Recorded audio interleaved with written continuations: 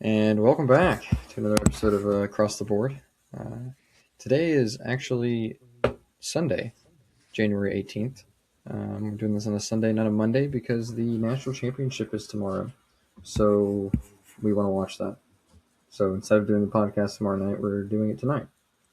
So, yeah, we're going to go ahead and knock out the regular stuff that we do on Mondays, including going over the national championship that is tomorrow, previewing that and giving our picks for it, and then also going over these last week's games for college basketball and going over, yeah, all of that stuff.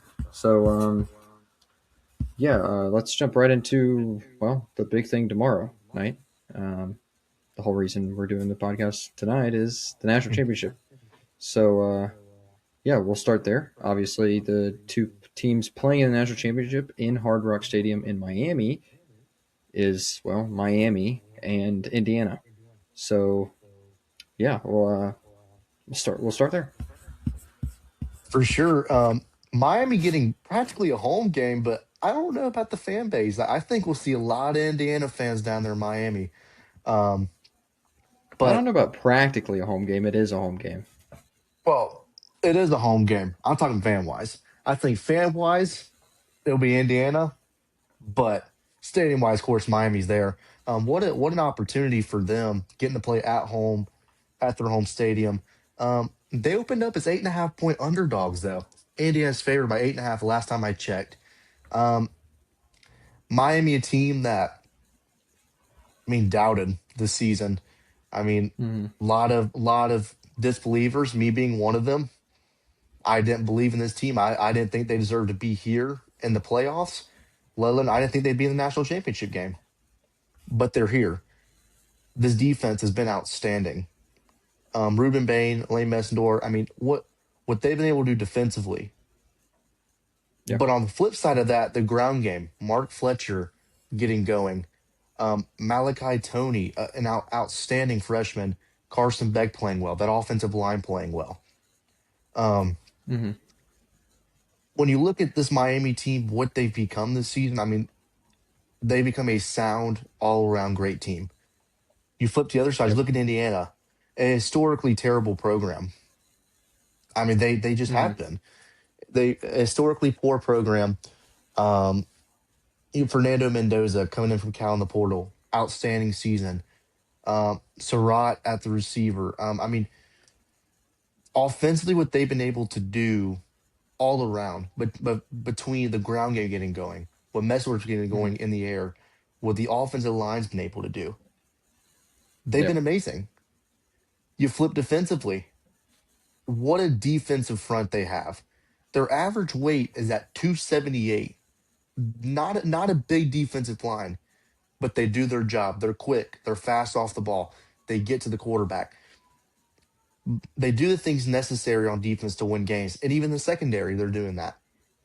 But what makes Indiana so good is how fundamental they are. They do the little things right, whether that's penalties, whether that's assignments.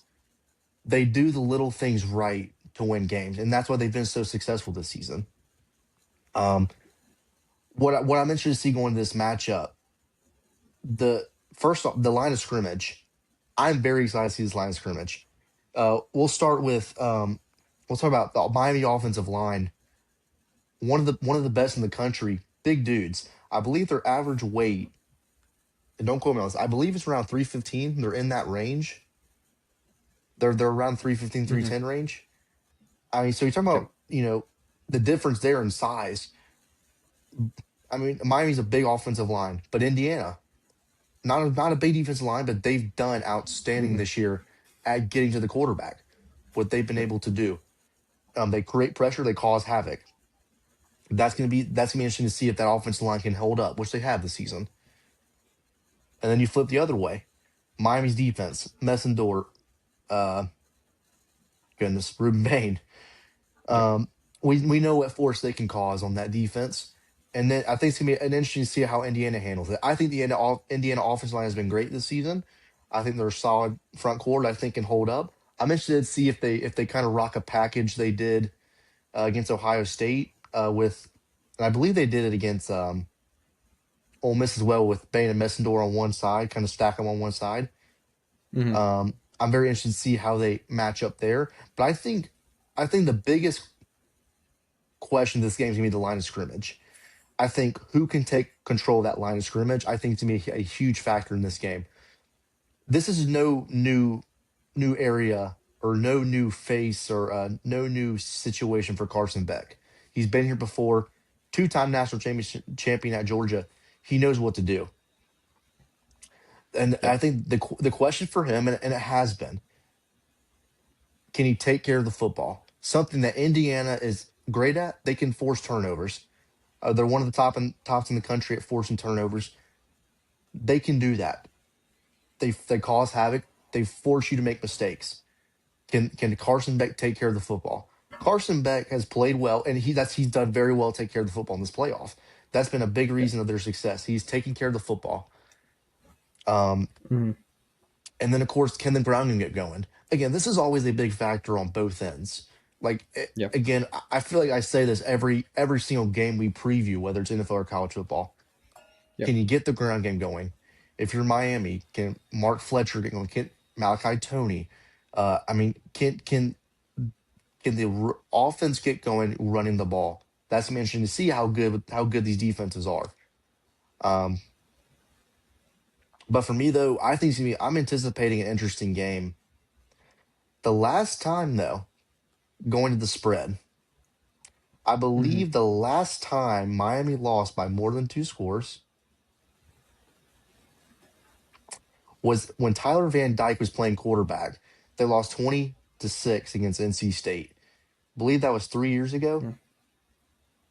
Hmm. Just saying, it's interesting it's interesting for the spread. True. But True. another, and then the final big thing being Miami's at home, man. This is a big moment for them. They're at home. This is set up, but can they finish the job? That's gonna be the real question. Yeah, I mean, true. True that everything that you said is for sure things to look at. I think specifically for Miami, it's what can they do on the offensive side. Obviously, they had a better offensive game against Ole Miss than they had the first few playoff games. Um, but again, Ole Miss's defense is not as good as Indiana's defense. Indiana's defense is the second ranked in the nation. They're third in takeaways and they're third in rushing yards per game, um, and second in touchdowns allowed. So they're really good, and I would say for Miami, it's just what can they get together consistently on the offensive side because they're like you said, Indiana's front line is so good that if Miami can't consistently run the ball and they're forcing Carson Beck to throw it a lot, we have seen it can get away from that. Now, during the playoffs, he's been great. He's looked great. He hasn't made any big mistakes. So, you're not, as much as you're not expecting it from him, if you can get him off tempo, you can get him off his timing, especially like Indiana's defense can to any quarterback, you can cause mistakes. That's obviously for Indiana one of the things that they want to do. They want to do the same thing they did against Oregon, get takeaways. And if you get takeaways and you give this good offense and with that Fernando Mendoza leads, this Indiana team can easily win this game. So for Miami, you look at what they did against Ole Miss and how much time they took on the offensive side and how they could effectively just move the ball slowly but methodically down the field. That's what they're going to have to do against this Indiana's team to be able to win the national championship. If they can't do that, they don't really rely on big plays over and over again, and neither does Indiana. And so if whoever has the ball, I think for the most amount of time is honestly probably going to be the winner of this game. We know Indiana can move the ball down the field effectively, and they don't have to move it fast. So the clock in this game is going to be key for both teams. It's who can have it the longest and who can do it the most effectively. And it's going to be a tough game on both offensive defense side for both teams. Obviously, we talk about Miami's defense, and the two great defensive linemen they have in Ruben Bain and Messidor. And so we know what they can do, but we know how good this Indiana line is as well. They're ninth in rushing yards on the year. So, they can run the ball effectively. They can do it good. They have the second most touchdowns of all offenses as well. They can score. And so if you're Miami's defense, you try to get this team that has not been rattled all playoffs. You try to get them rattled. And that's going to be hard for Miami. Yes, they have home field advantage. We don't know what the fans are going to be like. I'd almost imagine it's going to be more like a 50-50. Obviously, Miami fans are going to want to get in there. They're at home. That's the easiest trip for them. But these Indiana fans have never seen anything like this. We know how they packed out Atlanta and, just kind of smothered all the Oregon fans there. So I feel like it's probably going to be like a 50-50 split, but at the same time, you're playing in Miami. So for Miami, this is just something they've done a million times. It's nothing new. They practice, they play, they do all of this just right there. So it's home for them, and it's gonna need to feel like that. They're just gonna need to have that comfortability that they in all parts of the game, like they're just playing another game at home. So for the Miami defense, it's got to be that way. They got to get Fernando Mendoza to throw some bad throws, which he has not done during the playoffs. What I believe, 5 incompletions, and he has 8 touchdowns. Hmm. So more touchdowns than incompletions. This man has not been rattled. I mean, Alabama couldn't do it, and Oregon couldn't do it. Yes, Oregon's defense isn't as good as Alabama's defense, and Alabama's defense isn't as good as Miami's defense per se. But those are two good teams that they didn't even stand a chance. So you look at this team and go, what can rattle them? And you really don't know because you haven't seen it. Obviously, the last game that they barely won was Ohio State in the Big Ten championship. But at the same time, they weren't really rattled. It was just they they didn't they couldn't get down the field as good as they usually had, and that's kind of what you want to see from Miami. Obviously, they beat Ohio State in the playoffs, so they've seen kind of sort of what maybe Ohio State could do to Indiana. So they look at that and go, well, we can do the same thing because we beat them.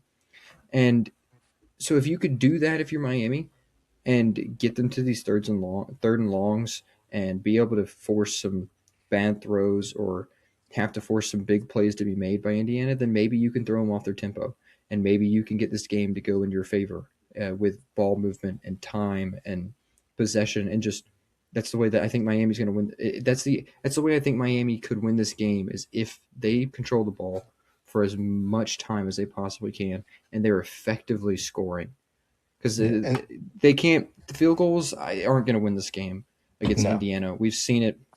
Like I said, they're the second best scoring offense in the nation, and you can't win this game by scoring field goals if you're Miami. You have to score touchdowns. So it's going to take an all around together effort from both teams to win this game. They're both great teams. We've seen what they can both do. We know Indiana is probably what most people think is the better team. But at the same time, this is brand new territory for them. Obviously, it's been a while since Miami's been in this spot. But it's just, I mean, it honestly comes down to, just who can be the most effective on both sides of the ball. mhm.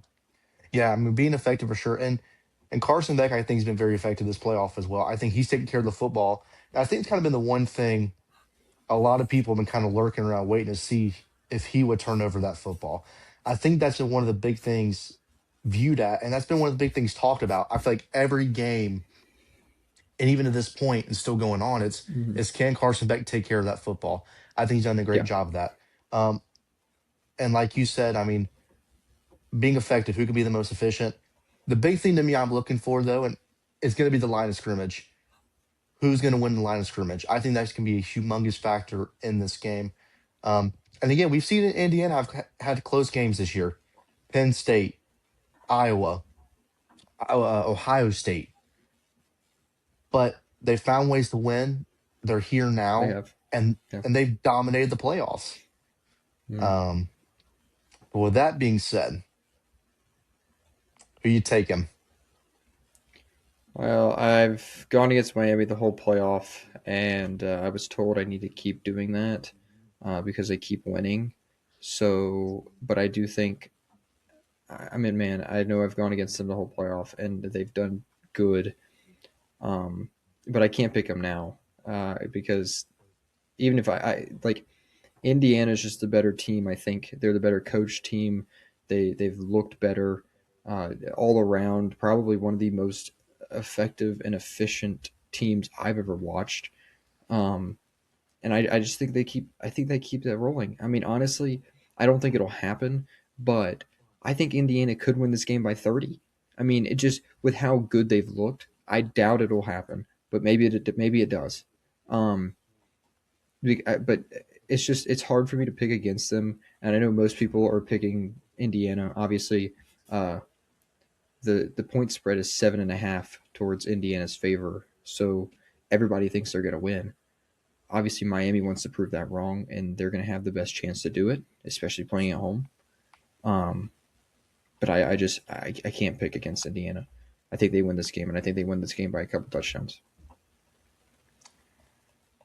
I'm on the same boat. I look at this game and I think Miami's done a lot of good in this playoff. But the thing is, the way Indiana plays football, I don't think anybody can beat them, and they Yeah. haven't. And I think it'll remain that way. Teams have come close, Mm-hmm.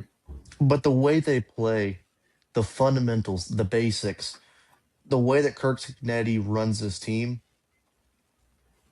I just don't think that Miami can beat them. I think Fernando Mendoza is going to keep doing his thing. I Mm-hmm. think this offense is going to get rolling, and this may be. I mean, I don't even think it's really a hot take. It's just the truth. This can be the best defense Miami's going to face this playoff. I think Well, yeah. best. I think they're going to have a lot of trouble moving the ball. Um, I think this front seven of Indiana and that line of scrimmage, they're going to get after Carson Beck, and I think that ground game's not going to get rolling. Um, Mm-hmm. but that means I'm going to take Indiana. I'm going to take them to win by 10 Yeah, in this game. I could see it. I think I do want to point out. I think a good player to look at, a good matchup, but this will probably happen. Um, Obviously, you talked about Malachi Tony and how good he is for Miami. More than likely, D'Angelo Pons will cover him, Indiana's best cornerback. I think that'll be a matchup to look for of who wins this game. Is which one of those two can control the other one the best. Um, but yeah, I think we both pick Indiana and we both think we'll win, and well, we'll see come tomorrow night. I think it'll be a great game, a great one to watch, and who knows? Maybe Indiana gets their first national championship. Maybe not. Who knows? We'll see. We'll come down. We'll see tomorrow night for sure. Six Um, 30 kickoff Central Time. yep. So now we'll move on to college basketball from this last week. I had a lot of good games. Sadly, we could not get that episode out last Monday, so the schedule for it and the teams we did on Stress Meter and stuff last week, obviously, y'all didn't know anything about them.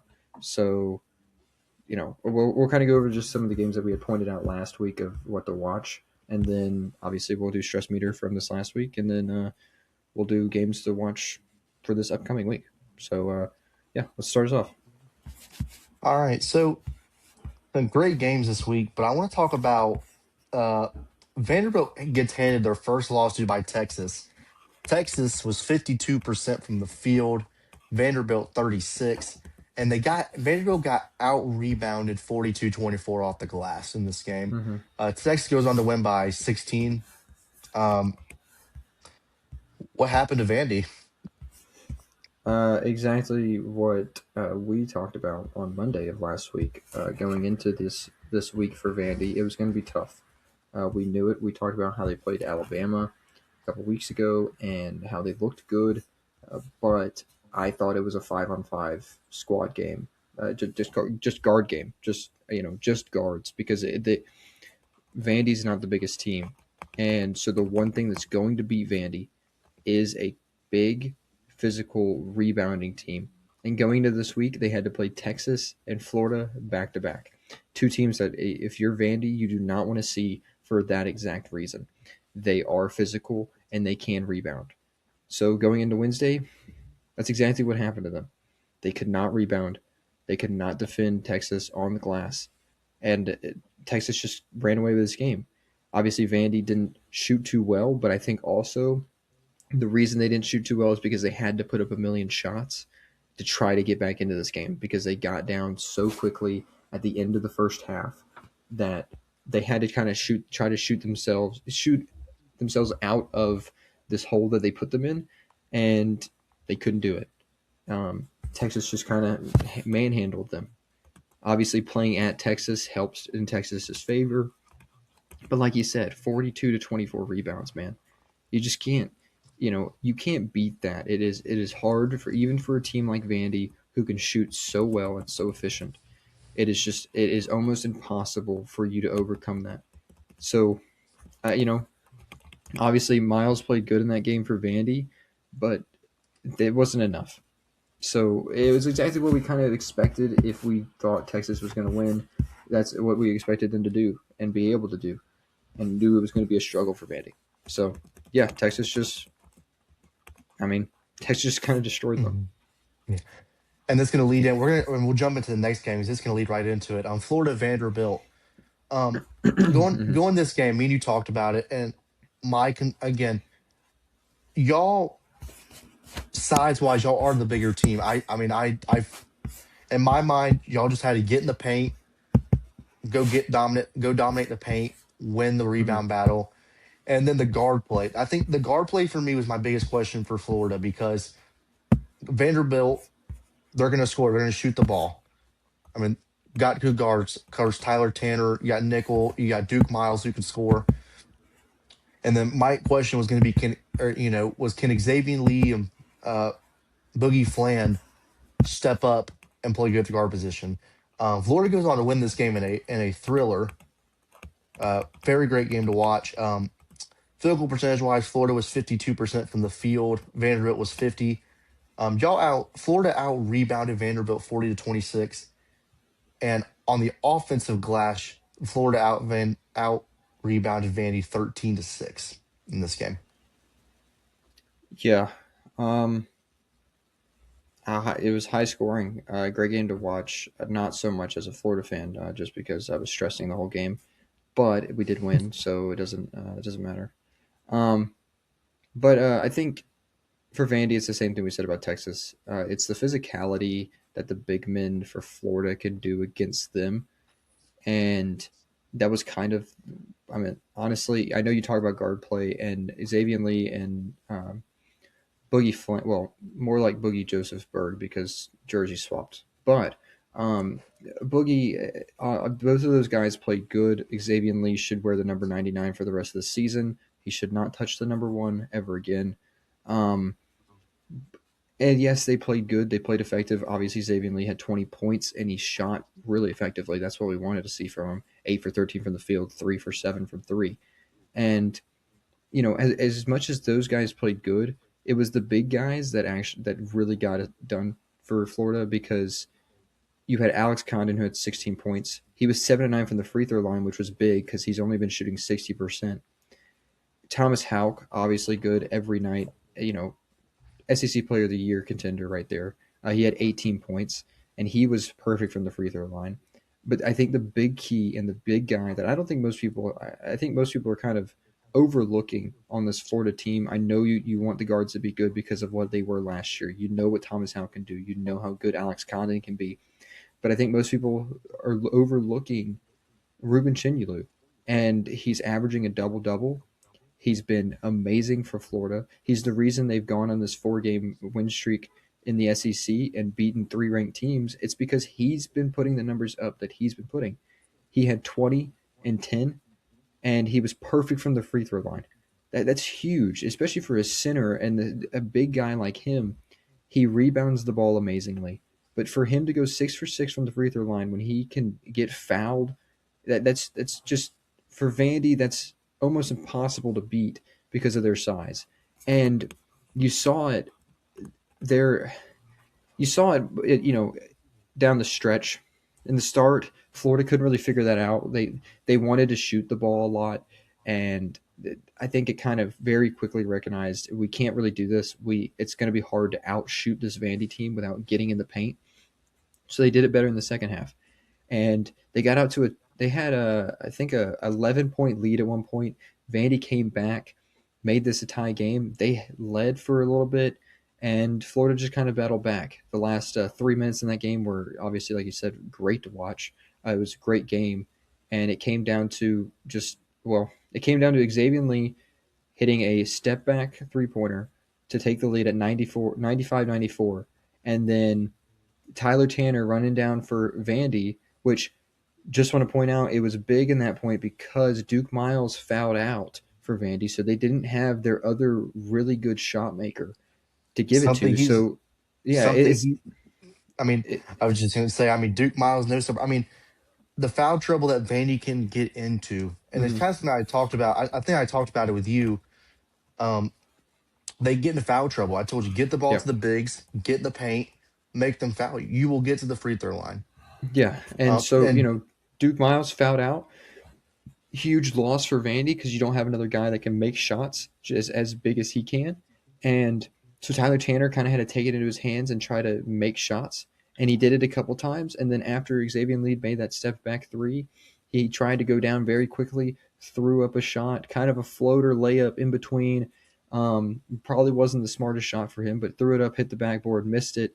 And, that was pretty much it for Vandy. And, like I I said, it's kind was of the same thing with what happened to Vandy against Texas. They got out physicaled, yes. And again, obviously Boogie and Xavier Lee played great. But the guys in the paint for Florida, because they haven't been a good 3-point shooting team, if you've watched any Florida basketball, they've been terrible. The inside the paint shots for them and getting to the free throw line in this game, which both teams were great at. Vandy was 20 for 22 and Florida was 25 for 30, won them this game. Just out physical Vandy. yeah, and I mean, obviously won't stay on it too long. I was very surprised at the end of the game with 13 seconds. They had a timeout in their pocket. Really didn't have anything really. I mean, they were trying to set up something, didn't go in their favor. Mm-hmm. But again, Vandy out physicaled. So we'll see what happens coming into this week with their games coming up. Yeah. Um, I put Arkansas, Georgia on here. Arkansas got down early in this game. They were able to tie, I believe, have a 1 point lead, but then Georgia ran away with it. Mm-hmm. Arkansas was 40% from the field. Georgia was 46. From three ball, Arkansas was only 23%. Georgia was 36. Um, Arkansas has been very shaky, I would say, in conference play. They Uh, have been. they have their moments where they can, go beat Tennessee by 11 and go play good ball. Mm-hmm. Then they have their moments where, you get off to a slow start early, you lose to Georgia. Believe they got blown out by all, and then they get blown out by Auburn the week before. Um, what do you think kind of has to, or what do you make of this for Arkansas, or what do you really make of Arkansas? I guess is a better question. Uh, you know, it's hard to say. Like you said, they've had a bad start to SEC play. Really, they're 3-2, not what you wanted if you were Arkansas at all. And I think for them, it's really kind of hard. Arkansas, when they're really good, they can make shots. They can kind of spread teams out. Their guard play is good. They make these shots that they probably shouldn't make, but they do it. Darius Acuff is usually on a roll and making shots. He shoots almost 50% from the field, and he's kind of controlling the game for them. And when the last couple of games for them haven't been that. They haven't been able to do that. Georgia just kind of dominated in the whole game. They weren't able to give the ball to the guys that they needed to make plays, and they weren't able to make shots. They shot terrible, just like they did against Auburn when they lost. They did not shoot well at all.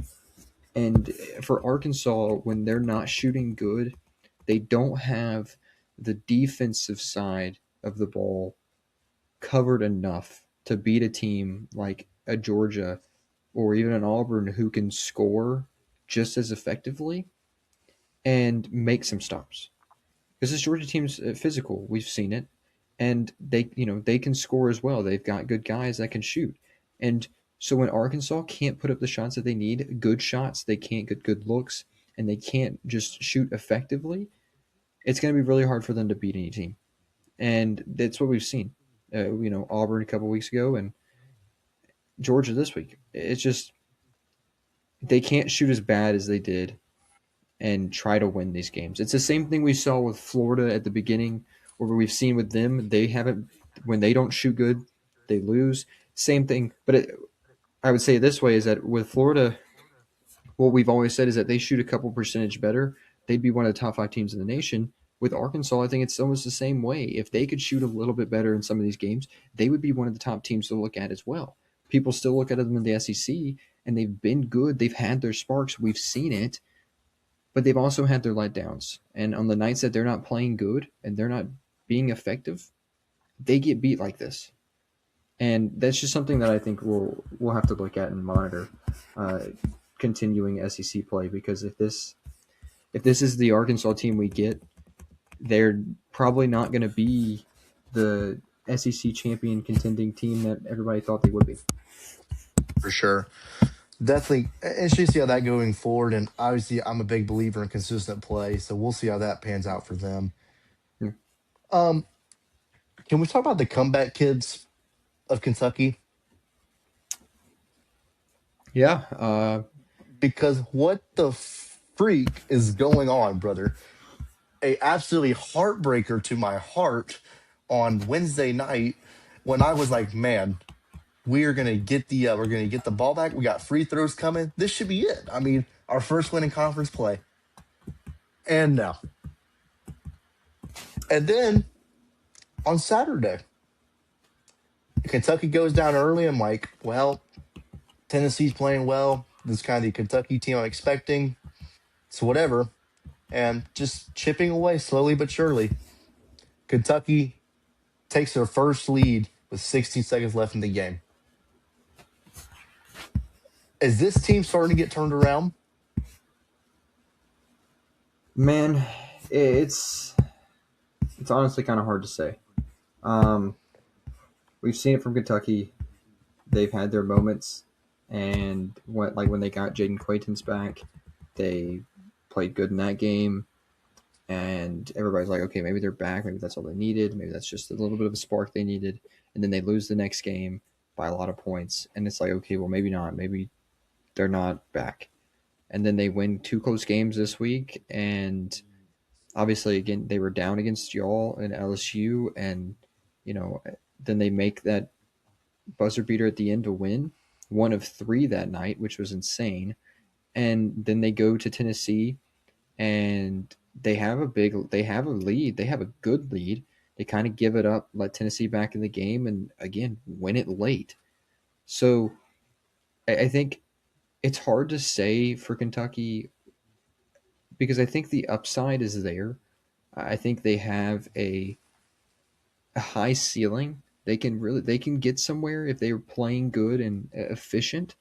But if they're not, they can be really bad at some points. It's kind of the same with Arkansas. It depends on guard play and what they can get from guys, how they're shooting, because we've seen it from Kentucky. They've been bad, really bad at shooting. And when they don't get the shots they need, they start kind of chucking up shots that really they shouldn't. They're not good looks. You get, if you can't get Otega Owe in the game and get these balls inside and out to, Aberdeen or anybody on the outside that can shoot the ball, when they can't do that, they become very, very one sided. And when they're not making shots, that one sidedness easily gets flipped on top of them and they can't overcome deficits or they can't overcome good teams. So for Kentucky, it's hard. It's hard to say whether they're going to be the Kentucky team we expect or if they're going to kind of fall off again here, in the next few games or what. We honestly, it's hard to tell because you could get a really good Kentucky team one night and then the next night you could get the same Kentucky team we've seen, and you know we're looking at a team that's going to finish middle of the pack in SEC play. Like it just, I don't know, man. It's kind of difficult to say. Yeah, and I think one thing for me is and again, I love comebacks. I love seeing it happen. I love seeing strong second half teams. The problem I have though is at what I think that can only take you so far because how many times are you going to rely on a strong second half to win you a game? And I'm not talking, being 5 points down, five, six, seven, six, seven, 8 points down even. We're talking 15, 12, 18 points down, having to fight back in the second half to win the game. Like I Yeah, get concerned to the point of how long does that get you in conference play or even when you get to tournament time. So that's my big thing. But again, we'll see what goes on from there. Take a little shift now to the ACC. Louisville, Virginia, a big anticipated matchup. We talked about it on our unposted podcast. Has yeah, been one of the games to yeah. watch. Um, a little bit opposite of the Louisville Duke game that we saw, where they got out to a fast start and blew the Sure. lead away. Very slow start for Louisville in this game. I believe Virginia went on Mm-hmm. a 11-0 run. Louisville, and at this game, Louisville would chip away at it. It looked like they'd get within reach, and then Virginia would go on a run and just make dagger threes, score big points. Speaking of three ball, Louisville was 26% from three. Virginia was in the 40s, was in 41%. Mm-hmm. And then they didn't help. And then Louisville didn't do themselves any favor at the free throws line, only going 66%. Virginia was 79%. Um, Louisville right now has been a very interesting team over these past couple weeks. Um, you know, I thought they were going to beat Duke. Mm-hmm. They were doing everything necessary to win that game. They didn't. They were losing with the Boston College with 7 minutes left. They were still able to win that game. But then tonight, or a few nights ago, they went down to Virginia 11-0 run, and I mean they just stayed behind the entire game. Um, Virginia obviously being going to be one of the top teams in the ACC. I think them and Duke standing alone up there. Um, I guess how would you assess Louisville and the guard play, and just kind of how would you assess them as a team in general? How they've kind of played in conference play so far? Not good. Um, they haven't looked good. They beat Pitt yesterday by like 41, but Pitt's no good. And if you're Louisville, that's not what you want. You don't need these small games. Like they're great to win, but the big games that you're playing and you're losing are the ones that hurt the most. And for them, they just haven't been consistent. I think we talked about that with pretty much every team, but Louisville in particular, we have not gotten the same team since they beat Kentucky, and everybody thought they might have been one of the top five teams in the nation. Everybody thought they might be good, the biggest matchup yet, and they beat Kentucky in that game great. And then since then, we haven't gotten that Louisville team. We haven't seen anywhere close to that Louisville team. And I don't know what it is. I don't know if it's kind of a they got too high. They kind of just thought of themselves as maybe too good and just kind of think they can beat people. I don't know. Their best one since then is over an Indiana team that was ranked at the time, but we've seen that Indiana's gone on the low as well. They beat Cal a couple weeks ago.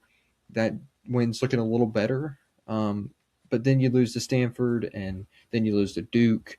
Then you lose to a back and forth game to Virginia. Virginia's a good team, and I do want to point that out. They are a good team, and they might be a top 10 team in the nation, especially You after know, this last week because they went for sure. and beat Louisville at Louisville, and then they went on the road to SMU and another great team who has put everybody in tough spots that they've played, and they beat them. And so Virginia is a great team. Like you said, they're going to be one of the best in the ACC, and if not compete for the ACC championship.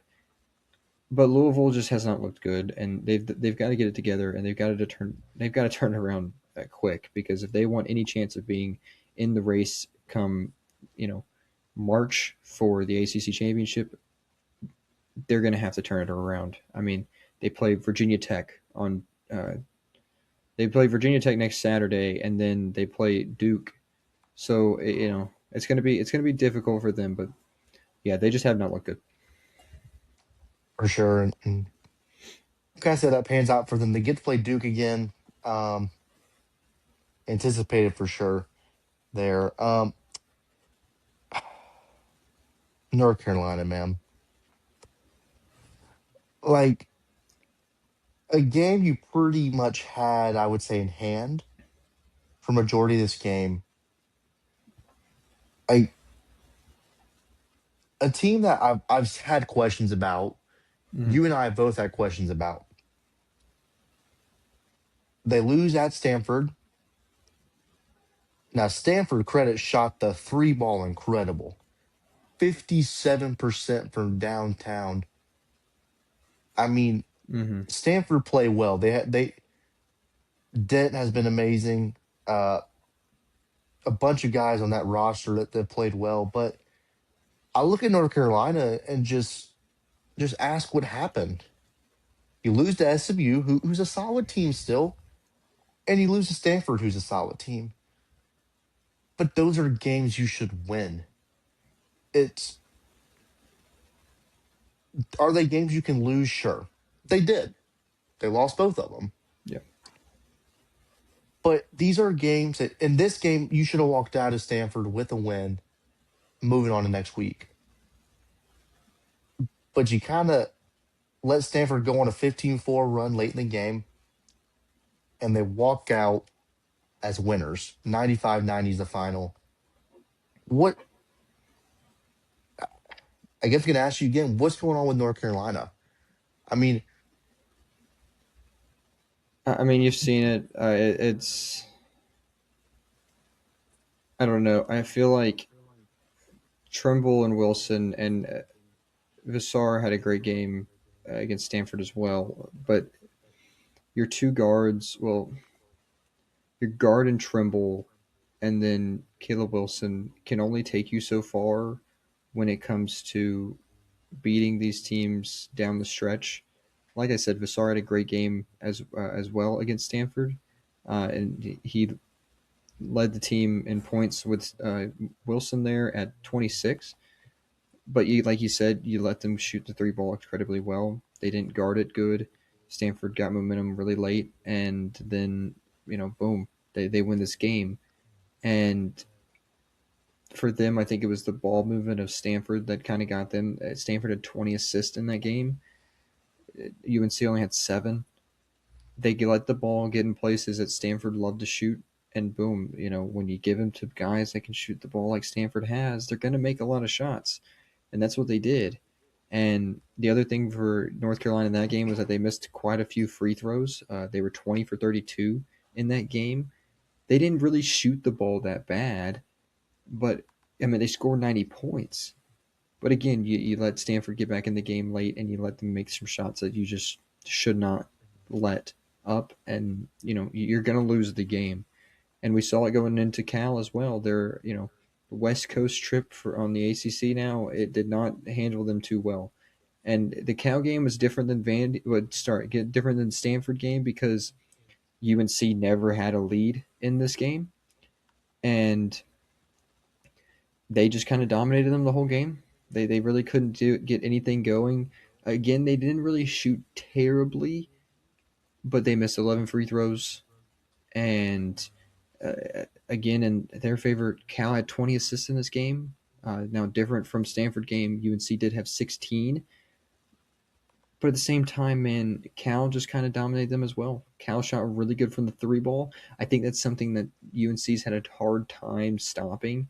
We saw with SMU, Stanford, Cal. It's just 3 teams that can shoot the ball really well, and they do it against UNC. UNC can't really make the adjustments and the defensive stops when they need to get these games in reach for them or to finish them off. And it's hard for UNC when that's the case. You have good players. You really do. You have a great starting lineup. You have some of the best players in the nation.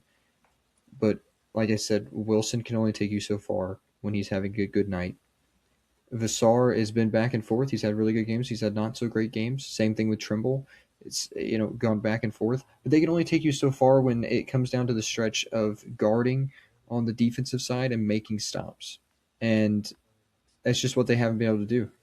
So UNC is going to have to, again, said this about every team. They're going to have to get it together. They're going to have to get it together pretty quick. Thankfully, though, they play Notre Dame, Georgia Tech in the next two games that they should win, probably pretty handily, at least you'd hope. But they've had troubles, man, and Mhm. yeah, they've got to get it together. Yeah, and I mean, and just shout out to Stanford with Abuka Okori, 36-point night. Ryan Argerwall, 20-point night. I mean, Stanford went off, and then they lose to Cal. Like, there's just a lot of craziness going on with them, and just gotta hope for them that can get fixed. Um, Yeah, let's go to another team. We're gonna go to the Big East. We'll start with UConn versus Seton Hall. Seton Hall, and we're gonna just keep it in the same area here. Seton Hall dropped 2 games this week.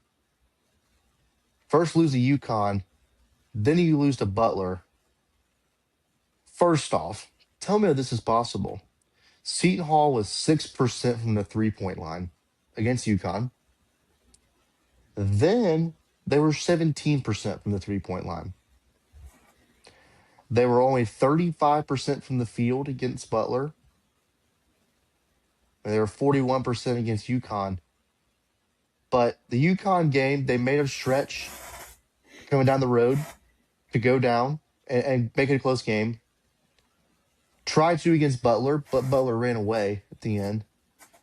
Kind of what happened in this game, and both the games in general? What kind of happened to Seton Hall against Butler? But well, you saw in the UConn game, UConn going to Seton Hall. They've lost four in a row at Seton Hall, and people kind of expected this game to be close, which it always will be. They made a run down, down the stretch there to keep it close and give them a chance, and they really did have a chance. But like you said, they could not shoot the three ball. Seton Hall's not a team that shoots the three ball a ton in general, but they don't shoot the three ball much, but they do. I mean, they don't. They're not the most effective team either. And we've seen that when you do force them to shoot it, it becomes a problem. They don't have the shooters like other teams. And like you said, 6% against UConn, 17% against Butler, two numbers that are absolutely diabolical to shoot. You can't win games that way. You can't pull away from teams that way. That's why we've seen so many close games with Seton Hall. I mean, legitimately, every single game they've had in the Big East has been close. They have not pulled away from any team.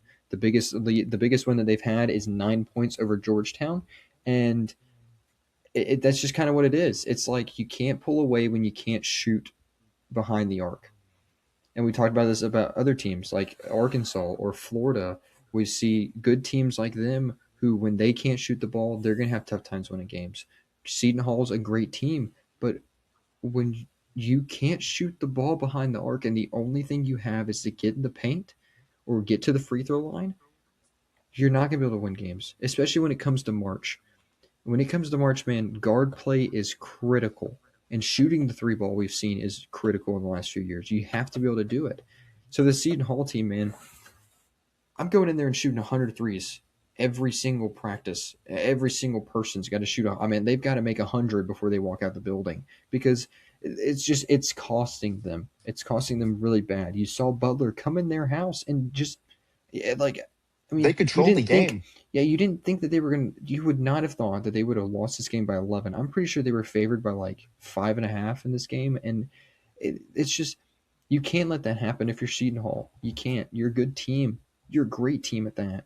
You from after last year, 7 wins, and you're coming to this year, and you're 14-4 right now. You were 12. You were 14-2 going into this week, and then you dropped two. It's just it's tough. But at the same time, I think Seton Hall will battle back. They'll have their chances. Um, they've got to get better, man, at the three ball. The three ball is really bad. they play a St. John's team and then a DePaul team in the next two matchups, and they And if you St. don't John's been see, yeah, if we don't see better shooting from them quickly, Big East play is going to be tough. and St. John's been on a heater. I mean, they've won They four in have. a row now. I mean, they Hmm. they are they are rolling strong. But I agree, you got to be able to shoot the three ball. And if you're not able to do that, you're not going to win games. We look at the teams who shoot the three ball well and how well they're doing, Yeah, and I mean, and how good they've been. Like we just know you got to be able to do that. You got to run away from teams. So we'll see what yeah. happens there. Um, let's head to the Big 12. A number one, or excuse me, an undefeated team goes down to Kansas. Iowa State drops one to Kansas. Then they drop another one to Cincinnati, one of the bottom teams in the Big 12. The Kansas game did not lead at all. Kansas went on a run. They ran away. Iowa State tried fighting back, and but there was no chance. Cincinnati, they led at 1 point, 8-7 at the beginning of the game. Then after that, Cincinnati ran away. Um, Iowa State in the Kansas game was 36% from the field. Kansas was 50% from three ball range. Iowa State was 33%. Kansas was 50%. Did not do themselves any favor at the three free throw line. They were 54% to Kansas 83%. But you talked about it, the struggling offense they had in these two games. Kansas dominated, but I think one of the I guess encouraging thing for Kansas, they get two big wins this week. Hmm. The one of the encouraging thing is they kind of I say scattered scoring, like the scoring distribution. It wasn't all Darren Peterson against Iowa State. We saw Council get in there. We saw a bunch of other guys get in there and score. Um, but Iowa State dropping two is not something I would have saw coming for sure. Well, I think Ott's kind of fall apart in January has come to fruition for them. Not something that Iowa State's fans wanted to see or anybody would expect it, but it is something we've seen before, and it's happened again. They've started off terrible, and they've lost two back-to-back games in tough fashion.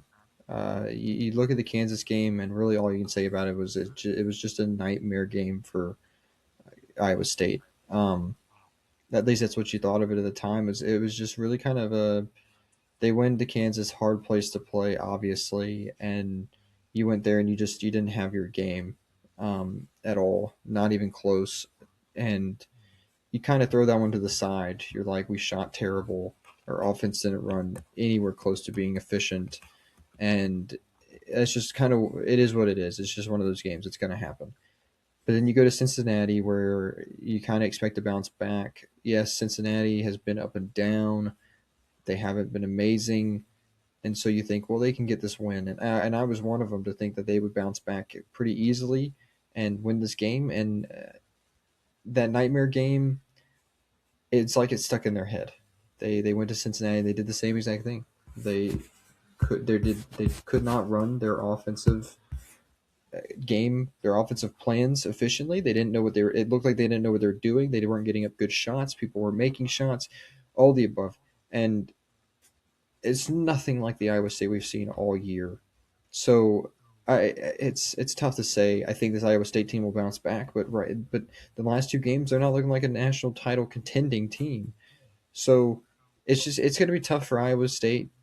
I, Again, they're one of the top teams in the Big 12. They're going to be even losing these two games, they're going to bounce back in some degree, in some fashion. They have games coming up. They can do that. UCF, Oklahoma State, Colorado.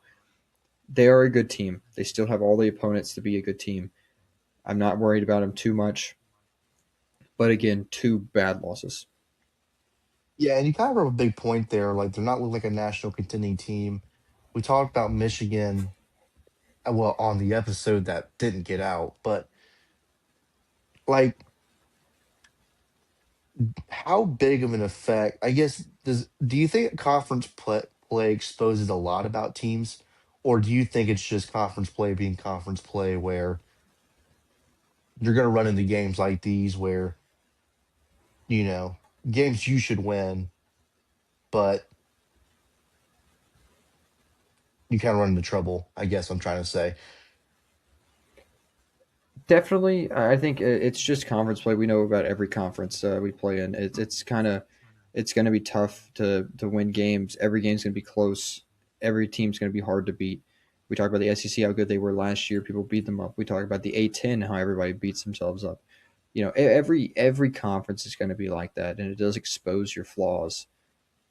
But for a good team and a national title contending team like Iowa State, what we thought they were, this is not what we expected to happen. This is even in conference play. This is not something we thought would be exposed with them.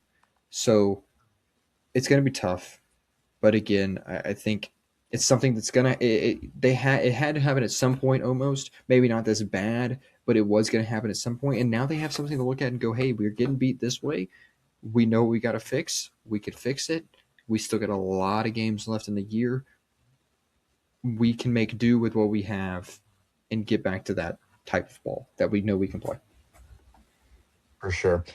Okay, one more game in the Big 12, and only two more after that. Um, BYU Texas Tech, uh, fun game to watch. BYU's up 9 with like 8 minutes left, and then Texas Tech ran away at the end. Ended up winning by 13. Did AJ DeBance had 13 total points, only two in the second half. Texas Tech kind of took him away from three ball. BYU was mm-hmm. 22%, Texas Tech 37. Texas Tech gets a big one on the home floor, though. Yeah, great game for them. It was kind of what we've been hoping to see from Texas Tech. We've said about it. We've talked about them before.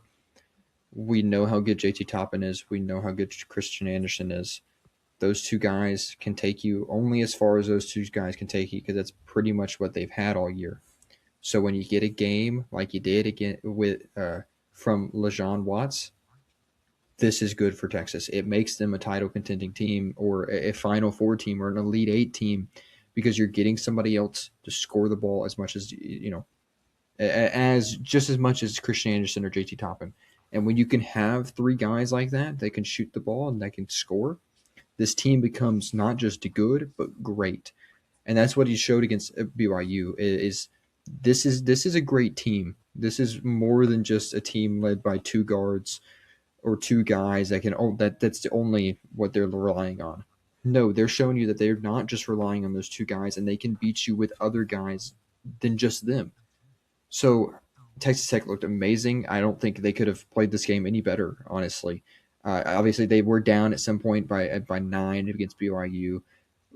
It's going to happen though. BYU is such a good team. You're going to be down to them. But I think this kind of you've already looked at the Big 12 and how good the Big 12 is, and we know how the top 4 or 5 teams were, and it was really the top 4 teams that separated themselves. Now you look at it and go, now it's the top 5 teams that have separated themselves. We knew how good Arizona was. We knew how good Houston was. Iowa State before this week, and BYU. Those were the top 4, and you kind of like they separated themselves a little more. Texas Tech is right there, but really not in that pack. Now you look at it, you go, they are in that pack. They are one of the best teams. They might be a top 10 team in the nation come rankings tomorrow. And like that's just that's how good they've looked. And for them, man, they honestly could. Like I said, they couldn't have played this game any better. They went on a 25-4 lead at one point, run at one point. It's just Texas Tech looks like a great team, not just a good one. For sure. And excited to see what they can do in Big 12 play Definitely. going forward. Uh, Um, Next, this upcoming weekend is going to be a big one for them. oh It's yeah, going to be we'll huge. don't worry. I got them on the list. We got them on their games to watch. So Yeah. we got them on there for sure. Let's go with the Mountain West. We were wondering if it would happen or when it would happen. Well, it happened early for Utah State. They dropped one to GCU at GCU's floor. GCU was 50% from the field, 35% from three. U, Utah State 36 from the field, 25 from three. Lost by 10. Yeah. Um, I guess, like I said, the question was, were they going to ever lose one in conference play? And if so, when would it be? I didn't think it'd be this early, but It was Well, conference play, like we said, it comes at you and it comes at you fast. Um, and I think that's kind of what happened. They kind of just, I think Utah State got a little overwhelmed maybe with how good of a start they've had. Obviously, we were saying they could just run away with the Mountain West. They might not lose a game in conference play, for all we know. And obviously, they already dropped one. And I think it was kind of on the rise. We saw that this game could give them some troubles playing at GCU. We've seen GCU can shoot the ball good at times. Other times they look horrendous. Didn't really know what team they were going to get, but they knew who were coming. They knew who was coming into their building and onto their court, and they knew how good they had to play, and they did that. I mean, they did that. You got to give them credit for that. They held this. That I mean, they held the Utah State team that we've seen shoot amazingly and score great and efficiently and run their offense good. Not do that. They didn't do that. And this GCU team played really good. They got to the free throw line a ton, which helped them in this game. Their student section was also really loud in that game. Just want to mention there was a great atmosphere there for GCU. Might have had a kind of a reason why Utah State couldn't do anything, but honestly, man, it's just we knew it was going to happen. This is kind of just a game. I think you got to look at Utah State and go, they're still in the lead. They're still the favorites to win the conference. This doesn't do anything for their chances really to be, a big at large like come March. I think you just look at this game and go, it's just a game they drop. At least hopefully, if you're Utah State, that's what you do. But it is a tough game to lose. But on the road with a team that just that can get hot, it's going to happen. for sure. All right. One final game. Miami, Ohio, and Buffalo. What an absolute thriller that was. Last second three in regulation and another late three in overtime for the Red Hawks to stay undefeated. Hey, that undefeated number's slowly dwindling for teams. Um, we've seen it, but we have only three left now. That's So correct. yeah, Red Hawks hanging on by skin of their teeth, man. They close games. This one being really close, having to make a couple shots, like you said, some big shots. They're hanging on. The Mac, I've said it to you. They're up and down. Every team, and yeah, it Mac action is in college basketball as well, not just in football. So teams like this will give you trouble. Buffalo will give anybody trouble in the MAC. Miami, Ohio will have trouble with other teams coming forward. We've seen them having with trouble start of conference play as well, and it's just how long can Miami, Ohio really keep doing this? Honestly, they're not ranked yet, which I think they probably should be at least at 25. Maybe they will be this week come rankings because we had some teams lose. So, but yeah, they looked great. Obviously, still the team favorite to win the MAC, I'd imagine them and Akron. So yeah, they're just looking like a good team. Great, good end of the game for them. For sure. Excited to see how they turn out the rest of the season. All right. Time for your favorite segment, Stress Meter. Got some teams on here. Got a good bit of them. Not too many, but we got some on here, so we'll run through them real quick. Obviously, we'll start out with Vanderbilt dropping two this week. Like a 3. We know what they're. You know what? I'll say a 5 because we do know what their problem is, and we do know what can beat them, and they're going to play a lot of teams like that in the SEC. So these tough, physical, big teams, they're going to play them, and they're going to get whooped in the rebounding statistic because they don't have the big guys. But for what they want to do, for how good they want to be, their guards can't carry them that far. And come March, we've said it, guard play is crucial. And if their guards are still playing like they are come that time, they can still be just as good as they want to be. They're just gonna have to realize that when they play these tough, physical, big teams, they're going to have to do something different. Maybe do it. Maybe throw a different zone at them. Throw a different look at them. Play some man to man on different. It's just they're going to have to kind of spread out the floor or do something to kind of handle these teams a little better. But they have everything still in front of them, and their guards can take them as far as the guards, how as good as they can play. For sure. All right. North Carolina. I would say like a 6. They're on the uprise of giving me some stress because we've seen it. They have troubles. They have times where they cannot shoot the ball. Their guards aren't what they need to be. Trimble's not what he wants to be. Wilson's not what he wants to be. And when they're not good. I mean, plain and simple, they're not. And come the teams like Duke, they've got to play. Even Virginia, with how good they've looked, or you play these teams like SMU, Stanford, Cal, who can put up these shots, who can shoot well. You're going to play a lot of teams like that, not just in ACC play, but come the tournament, you're probably they could have a team. They could have some 12, 14 seed, 16 that can shoot the lights out, and that's going to be a problem for them. They can't cover the three ball good. They've got to cover that arc better, man. So for me, it just puts them in a hole kind of going into every game that if you can't guard the three ball, you're probably going to go down or you're probably going to let us some big shots at the end of the game. So where they want to be, it's not looking too great. Um, but if they can get the defensive side better, they can guard that better, and they can play more efficient, then they could be a good team. But I don't think as good as they want to be. For sure. All right. Iowa State.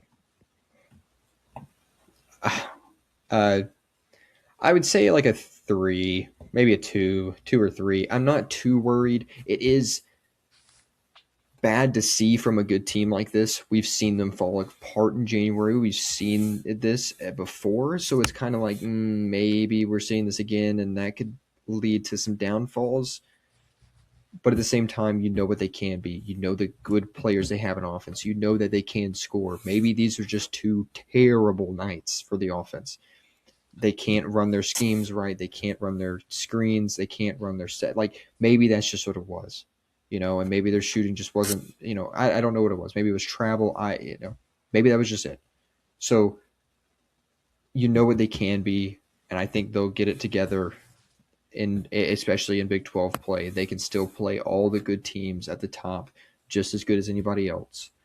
Um, so yeah, I think they still got everything in front of them. They can still be a national title contending team come March. It's just going to take. They have to look at what they've done bad the last couple games, and they know what to fix, and that's just going to have to happen. For sure. Let's move on to SMU. Interesting team. I wasn't really expecting SMU. I'm not going to lie. Um, I don't know. We talked about them last Monday in the episode we didn't get out, and you put them on the stress meter then too. Um, I think I gave them like a 5 because honestly, it's nothing that we haven't seen from SMU. As in, like we know what this SMU team is. We know that they do want to get to the tournament, yes, but their full aspirations of like being a contender in the ACC or anything isn't really in sight. Um, because the defensive side has to be better. They can shoot the ball lights out. They can shoot with anybody in the nation. We've seen it. They've put Duke on, they've held them close, and we know they can be that good shooting the ball, but their defense isn't that good, and that's just not going to win them games. Um, so for me, honestly, like just being compared to what they can do or what they look for getting into the tournament and stuff, I would say maybe a 6 just because their defensive play has to be better. But they can outshoot people. For sure. All right. Louisville. Louisville's like an 8. They're up there. They're not. It's not good. They haven't looked good again. Like we said earlier, we have not seen the same Louisville team since the Kentucky team, since the Kentucky game. Don't know what's happened. Don't know if it's a coaching problem. Don't know if it's a player problem. Don't know what it is particularly for Louisville, but they've gotten worse, and they're not looking good right now. They're not looking like an ACC competitor, and that or a contender that everybody thought they were, they're gonna lose games, man, and they're probably gonna drop out of the top 25. They'll win some games that they probably aren't favored to win, and all the above. But at the same time, they haven't looked good. Their guards haven't looked good. Their shooting hasn't looked good. Their defense hasn't looked good. Overall, just has been kind of a letdown. So yeah, they're going to have to change a lot to get back to where, or even have the chance to get back to where they want to be. For sure. All right, two more teams on here. Um, Seton Hall dropped 2 games this week. 3-point shooting is awful. Don't shoot it much, but where do you have them now? I I so want to put them at like a 3 because I think they can still do good, but I think it's going to have to be like a 6 because, like we said, it's what they've shown is their struggle that it really doesn't sit well with me. They can't shoot the three ball. They can't, man. They look like, I mean, they look like they have 5 Ben Simmons shooting the basketball out there. They do. They legitimately do. Maybe Shaq would be better. I don't know. Either way, it looks like that. It looks like if Easton Viator were to chuck up a three every time. It's bad. I'm sorry. Not really. Brother, I'm a But baller. I'm just I'm sorry. like it's just they are so bad from the 3 point line that it really does hurt me to like Hey say man, I that ain't that bad. they can't be no. Um, it's just man, 6%, 17%. I mean, what are we? What is this? And we're not doing What? percent body fat. Like this isn't we're looking for large numbers, not small numbers. This isn't good for them. So they can be really good. They can still win a ton of games in the Big East. They can. We've seen that every single game they played has been really close. Because what scares me is that they can't pull away. They can't pull away from these teams. These games that they need to pull away from that they should win by 20 points, they're winning by 5 because they can't make the three ball. They're not getting back in these games like against UConn because they can't shoot the three ball. They're losing to Butler because Butler's shooting good and they got to come back. They can't shoot the three ball. So they're a good team, a lot better than last year. They have every upside on planet Earth for them, but the struggle is real, and it's going to get them in trouble if they don't get it together, especially come March and they make the tournament and they might get an 8 seed or a 9 seed and they play, some team again, some 14, 15 seed who can shoot the lights out, and they got to come back or something. It's going to be really tough. Definitely for sure. All right, last team on the list.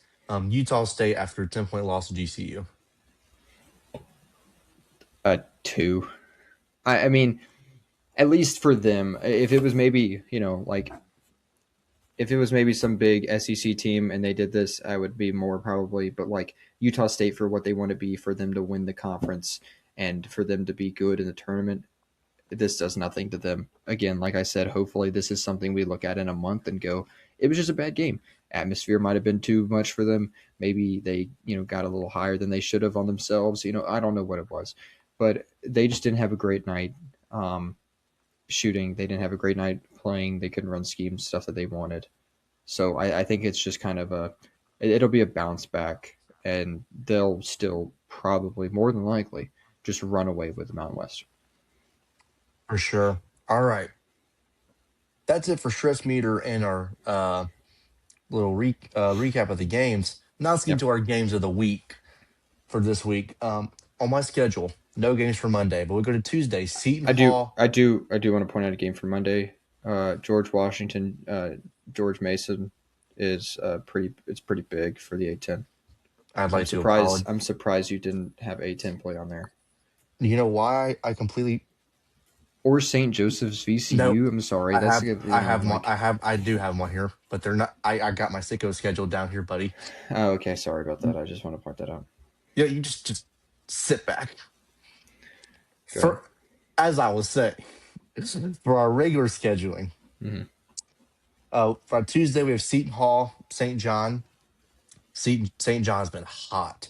They have. Iowa State, UCF, Mm-hmm. Vanderbilt, Arkansas, LSU, Florida, which Big I for know we'll us. be watching. Big for I, us. I know we'll be watching. We'll move on to Wednesday. Texas, Kentucky, San Diego State, GCU.